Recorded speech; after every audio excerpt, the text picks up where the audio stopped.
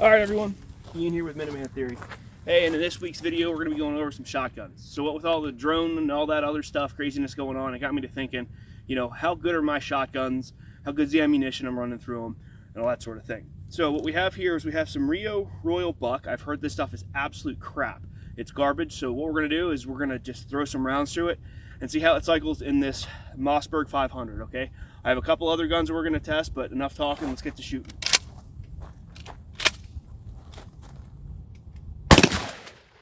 Function fine.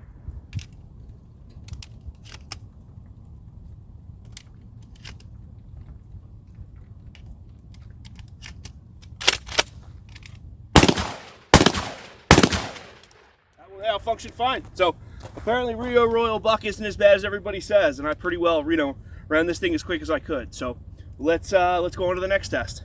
So the next test is we're going to be shooting 3-inch mags out of the shotgun. Again, I want to make sure that they function and they cycle properly. What concerns me about this sort of thing is that it fits in the chamber just fine, but when it comes to ejecting the spent round, the shell is actually going to be longer.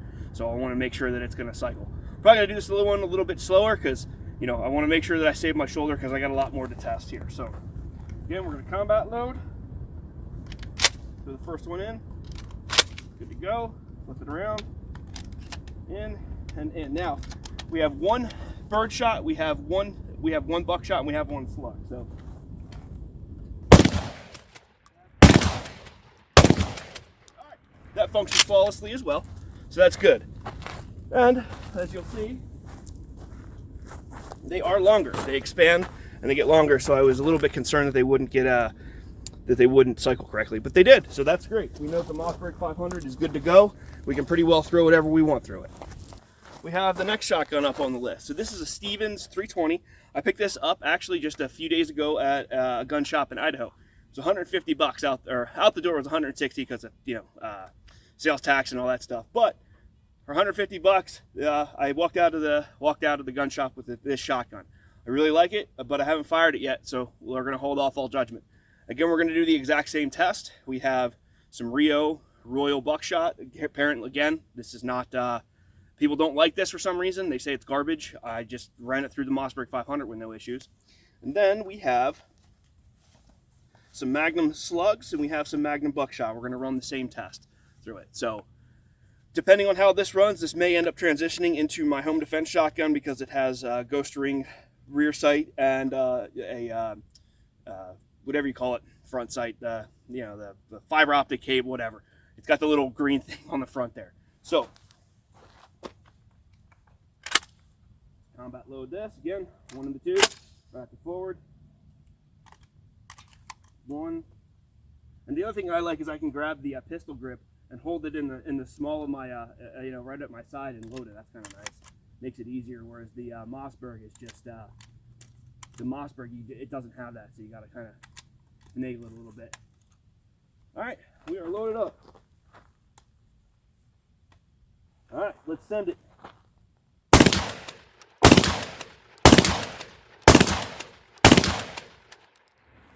No hitches.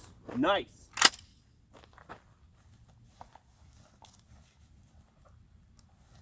All right, so we're starting off with a 3-inch double-aught buck. And then we have a 3-inch slug. Ah. And finally, we're going to top it off with another 3-inch buck. I guess I forgot to grab a 3-inch bird, but whatever, it'll all be the same. All right, let's send it. Hell yeah. That slug was nice. All right, so everything ran flawlessly. I'm really happy with that. And now for something completely different. We have a Winchester 1911 SL. So these were manufactured in like 1928. I got this because the person who gave it to me didn't exactly know what they had, and I talked to him. Long story short, he's like, the shotgun's yours, you know, make sure it works. And but there's something really cool about this, but I'm going to send it first. So we're going to shoot it first, and then I'll show you what I'm talking about.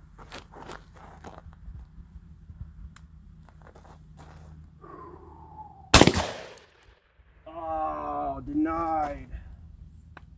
Uh-oh.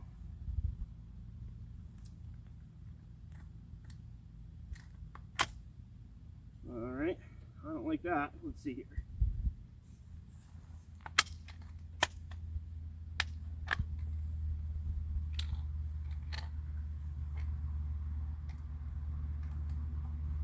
Okay.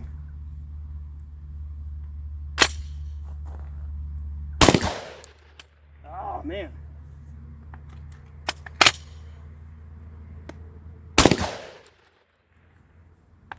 These just weren't powerful enough.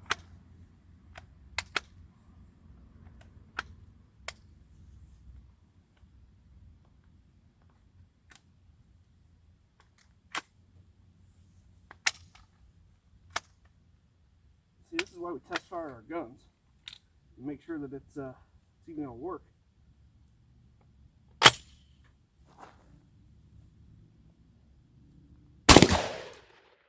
Does not like these.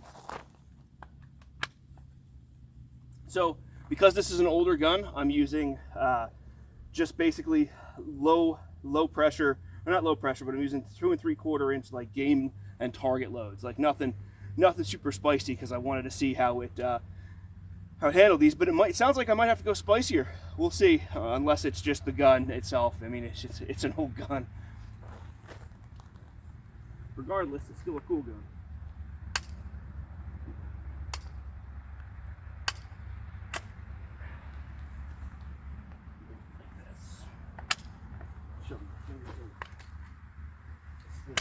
Way to load it anyway. Alright. What am I doing?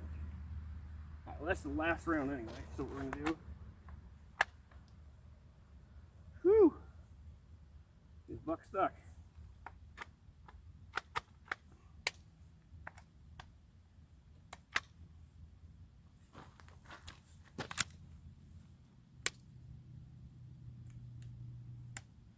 You just finagle it in there. Ooh. Alright, so it's not in battery, now it's in battery. Yikes. Alright. Alright, so slide locked back. Do I try it again? Let's try it again.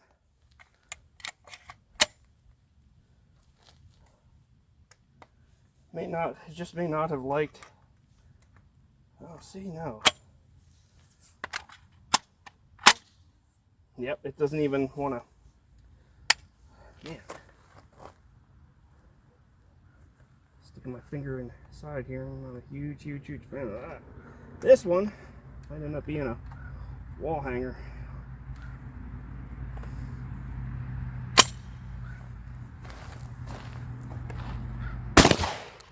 The recoil impulse on it is super nice, though. I will say that. All right, so I am back with some spicier boys. I'm not gonna run the 3-inch mags through this. It's too old of a gun. I don't trust it that much. So yeah, let's just see what happens here. So actually, I'll show everybody. This thing was called the Widowmaker because basically Browning had the A5. And that basically put a patent on any way that you could load, or how you could specifically load a semi-automatic shotgun, or how you could get it to cycle. So the Browning A5, you have a charging lever, or a charging handle right here. So what you do is you take it, you jack it back, and it loads the gun. Well, Winchester had to find a workaround because of the patent. They didn't want to have any patent infringements. So what they decided to do was make one where you used the barrel to load it. So you see there's a knurled piece right here. You take that knurled piece, you push it back, and there's a button right here on the side. So you take the knurled barrel, push it all the way back, push that knurled piece, and then there you go. Oh, maybe that's it. Maybe that's why it's... Okay. So, the reason they called this a Widowmaker is because guys would obviously put it down on their foot, and and they would shoot themselves in the head or in the hand, or this or that or the other thing. But yeah, so it's one of those guns where you kind of need to make sure that you're being extra cautious with what you're doing. So like I said, I have some spicier rounds in here. We're gonna see how this thing runs, and there is a good chance that this is just going to be a wall hanger, because I had this checked out by a gunsmith. He said it was good to go. I mean, but I don't feel comfortable putting 2 and 3 inch, or sorry, 3-inch Magnum, which is the other thing that I brought. I don't feel comfortable throwing that through this. So let's just see what happens. Nope, this is not, do I want to? No, I don't want to. Yeah, this ain't gonna, I think it's the charging.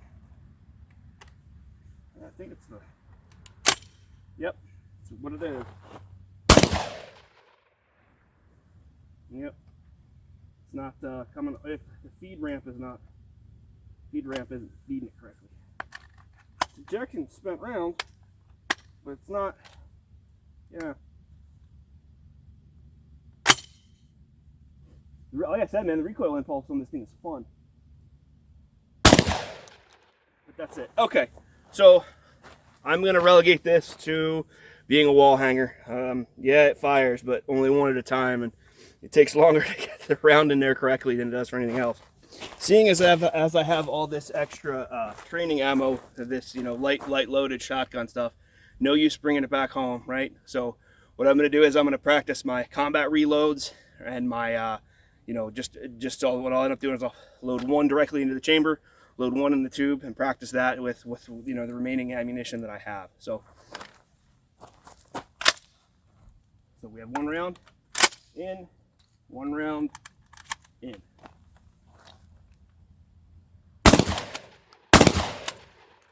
One round in, one round in. See? One round in.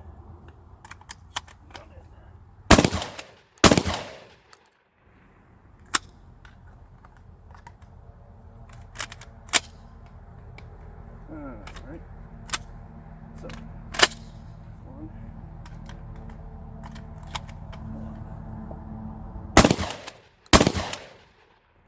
That is it. We're out. So, just a good training opportunity, practice putting one in, getting it up. So this is a high point carbine in 45 ACP. Don't judge. The reason I got it is because when traveling, there are some states that have magazine restrictions, and I was planning on bringing a 1911 because magazine, you can only have eight to 9 rounds in a 1911. So I just decided to get this. I haven't shot it yet. I'm already not really that impressed with it. It just feels super, it doesn't feel like I feel like a gun should. It just feels super blocky. And I mean, it looks like almost like a ray gun, but yeah, we're just gonna fire some rounds through it. Maybe after I shoot some rounds through it, I'll end up being in love with it a little bit more. But for right now, it just seems like there's way more plastic and it's way more blockier than it needs to be, especially for the round that we're shooting, 45 ACP. I mean, we got a recoil pad, and it just seems like too much. I've also heard that these can be unreliable, so we're gonna go ahead and give that a shot with this too. Yeah, and we'll see. So, oh, here's the other thing. So, I am shooting lead semi-wad cutters. Okay, I loaded these myself. These are doing like 1,200 feet a second. I mean, these things are smoking. They're at like maximum. They're at max powder charge, and I specifically had these bullets ordered because of the hardness of them. I mean, these things are no joke. They're 185 grain, and like I said, they're doing about 1,200 feet a second. So either they're going to work well in this gun, or they're going to jam because it doesn't like wad cutters or semi-wad cutters. I also bought some ball just to see. So without further ado, let's just send it, see what happens. Oh, double jam already. See it already shaping up nice.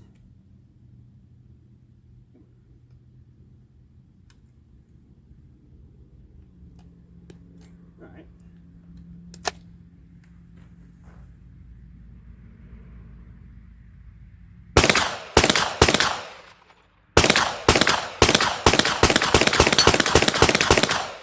Holy cow!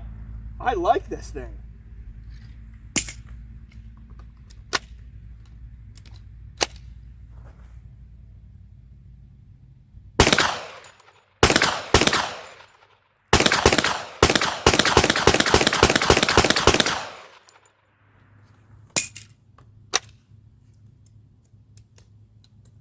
That first round doesn't want to go in, but the rest of them do.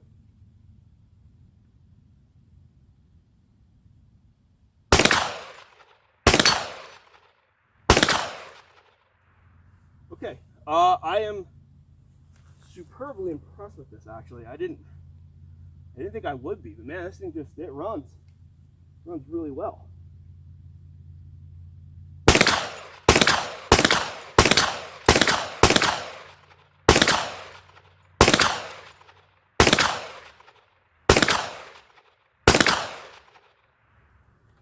Woo!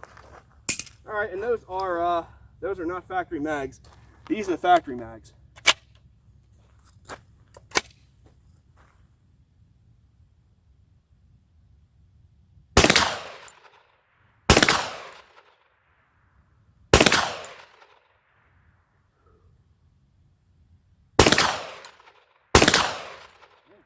I really like that.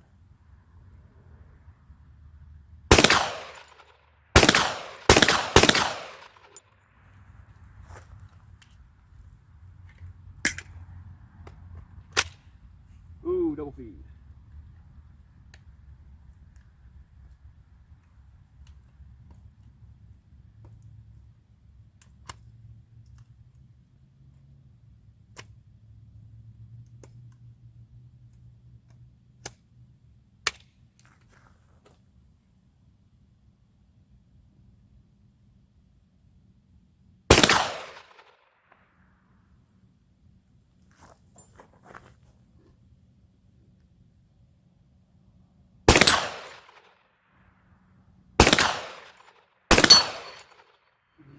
Yeah, you can hear it.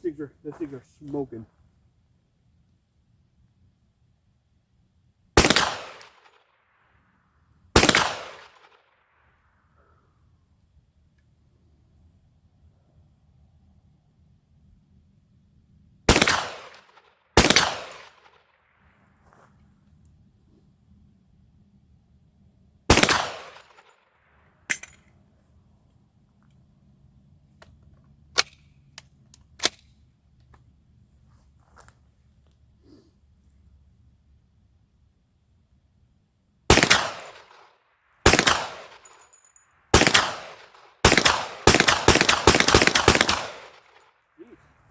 Well, colored me impressed.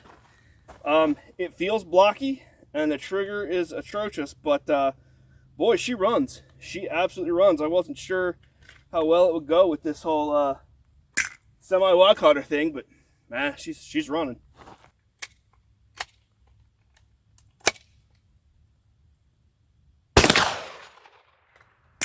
Man, like I said, except for that first round with the 2 mags, she runs. Thanks guys for watching. The reason we did this is because I want to check and make sure that all my firearms are working correctly. They are, except for one. Again, I mean, it's a super old gun. I don't know the history of it. I don't know anything about it. We're just going to go ahead and throw that up on the wall and use it as a wall hanger. But we did test, find out the 3.0 Royal Buck works just fine through my guns, and 3-inch Magnum buckshot, birdshot, and slugs all cycle flawlessly through my guns. So I can pretty well use whatever I find, which was kind of a concern. You know what? Just you don't know until you don't know what you don't know until you go out and you try it, right? So go out, test your firearms, make sure that they're that you can throw whatever you find through them, and yeah, because you may run into a situation where you pick something up, you pick up some form of ammunition and it doesn't work through your gun correctly. You got to make sure you're testing these things out when you're getting new guns or even your old guns. Just making sure that everything functions like it should. Hey, thanks for watching. I will see you in the next one.